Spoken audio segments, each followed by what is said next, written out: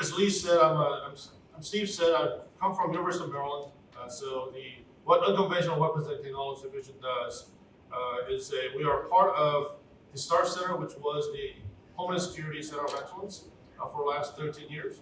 We are now the Emeritus Center, which I jokingly and half realistically say that it's an unfunded mandate because we still have a Homeland Security Program Manager. But within that, what the Unconventional Weapons and Technology does is we look at what threats and what adversaries do using emerging technologies as well as anything that falls under what you can consider unconventional weapons. So given that, we do a lot of things. Oh, we have slides.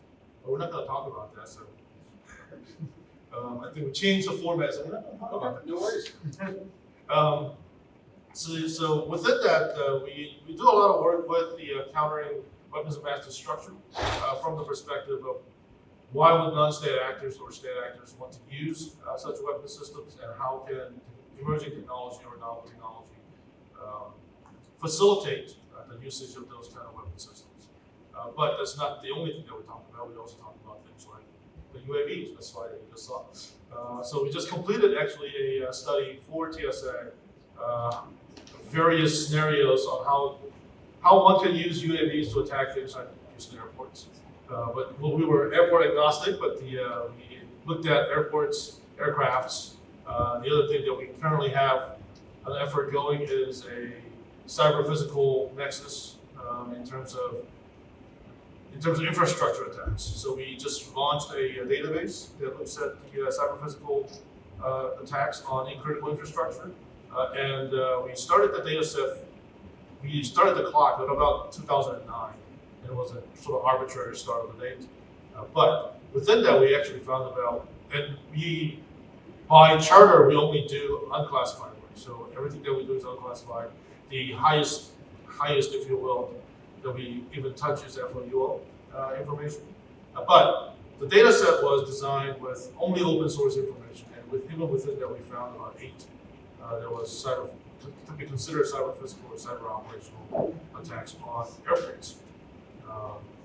So one of the things that some of the things I wanted to talk about really is that, and when we talk about emerging technology, a lot of people kind of think about, and especially we can talk about cyber, I guess, as an example. A lot of people kind of think about, can we use cyber attacks to bring down an aircraft, right? So it's a catastrophic thing.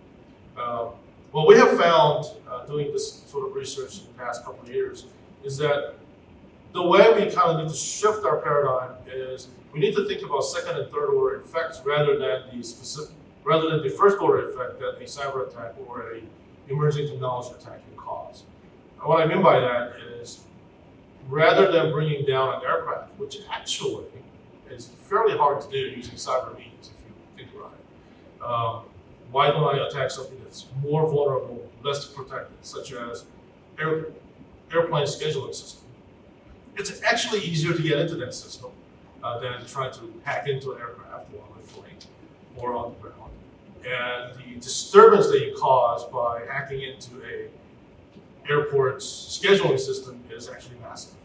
Essentially shut down parts of the airspace for a period of time.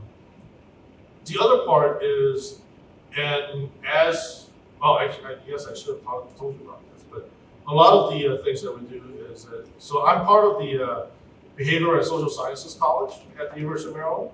So I'm actually a political scientist by training, in full disclosure.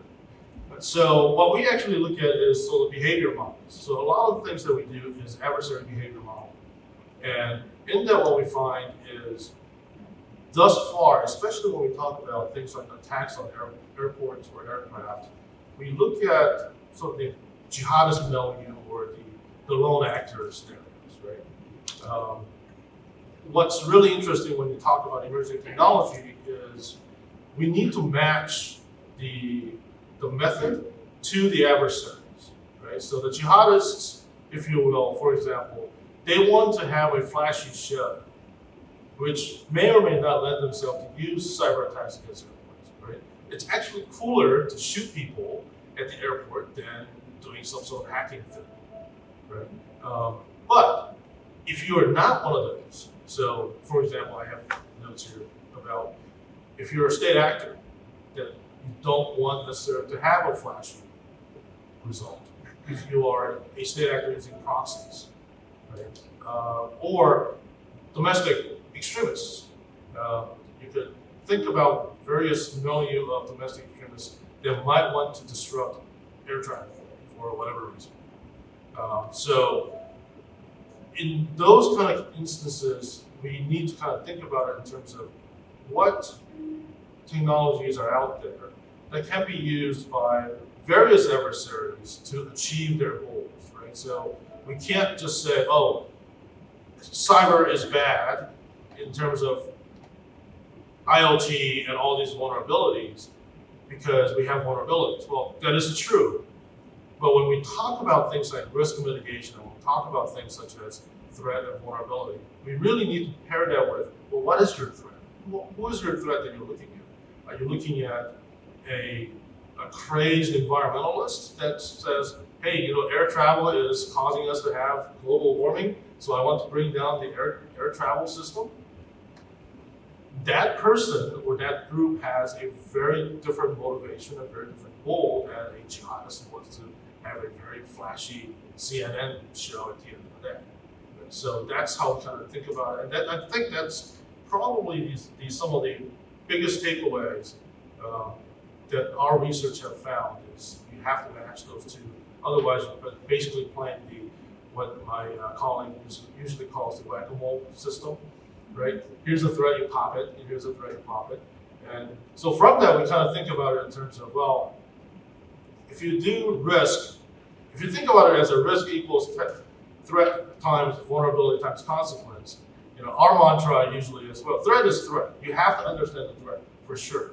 But you can't really do much about the threat in terms of the threat actor doing things. So what do you go after? Well, you go after buying down, closing off your vulnerabilities and closing off your consequences. Reducing the vulnerability and consequence is something that we can do, and that's within our control. But in order to do that, you need, I guess, folks like you, who says, here's the threat. This is what the bad guys are doing. So that's my 2 cents.